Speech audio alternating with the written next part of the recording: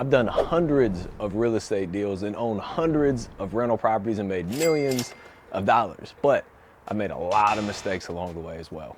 So what I want to do today is give you some huge takeaways that you can learn today instead of having to go through some of the things that I went through. There's a saying out there that some of the best deals that you buy are deals that you don't buy. Unfortunately, I took that a little bit too literal. I'm gonna go around and show you a couple properties that I could have bought and why I passed on them and the mental barriers you'll need to break through to not do the same thing as me.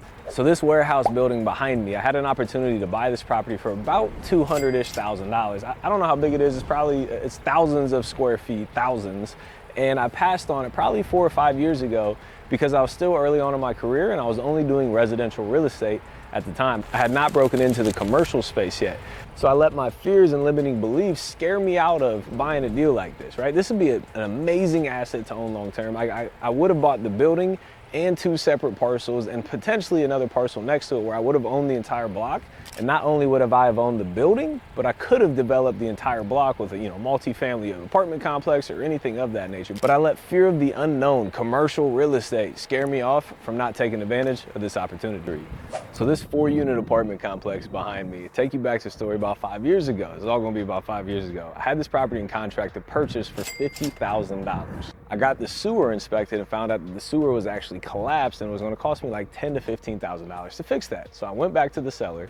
I was like, hey seller, I need to renegotiate this price from $50,000 to $43,000. And the seller agreed to go from 50 to 47. So seller was at 47 grand, I was at 43. I asked for another renegotiation to get to where I wanted to be. They said no. So remember, I said 47 grand for 4 units. This property's probably worth $600,000-700-ish thousand today. Guess what I did? I walked away over $4,000. 4 grand made me miss out on hundreds and hundreds and hundreds of thousands of dollars of opportunity. Don't let a couple $1,000s make you pass on an opportunity like this. So as you can see behind me, there's vacant land, but it wasn't always like this. This used to be a 10-unit apartment building that I got in contact with the seller, again, 4 to 5 years ago. Didn't understand the game of real estate. And he was gonna 100% seller finance this property to me, and all of my payments were gonna go directly towards principal. Again, I didn't understand the business of subject to, right? Of seller financing, creative financing. Now I understand it. I didn't at the time.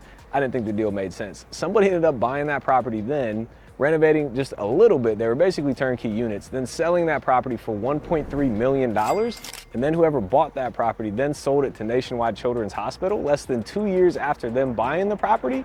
And then Nationwide Children's tore it down. The sale price to Nationwide was undisclosed, which if you think about it logically, it had to have been for more than what they bought it for, which was $1.3 million. Talk about passing up on millions of dollars of opportunity. So you can see this 5-unit apartment building behind me. This is one of the first ever deals that I looked at when I started my real estate investing career. And it was for sale for like $150,000 or $175,000, and it was 5 units. So when I first walked into this property, it wasn't in terrible condition and it wasn't in great condition. All it really needed was a cosmetic rehab, maybe $20,000-ish a unit, so maybe 100 grand. And I walked into the property, and let's just say that the units weren't fit for living. So I literally looked at one unit, walked in, got scared, walked and ran as far away from the property as possible, which looking back on it now, I absolutely 100% should have bought that property. It's worth well over $500,000 today, and I could have bought it for sub 200 grand, right? Don't let the fear or the ignorance or the naiveness of being a real estate investor pass up on hundreds of thousands of dollars. So this duplex over here is one of almost the best properties that I ever bought. I actually got this property in contract for $100.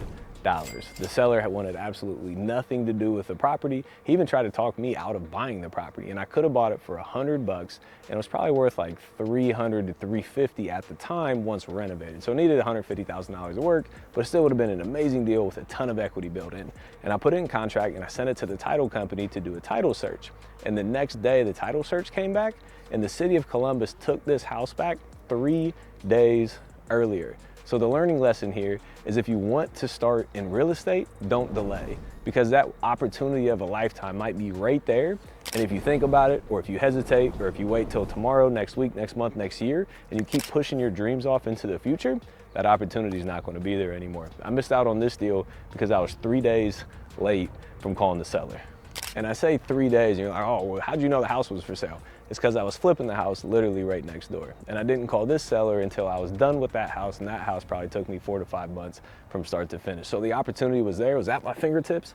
I just didn't take advantage of it. So if you want to get into real estate and get started and grow your portfolio, stop delaying, stop waiting, take action today. Go to the videos on my channel, watch them. We teach you how to find real estate deals, how to raise private money, how to buy deals just like this using none of your own money.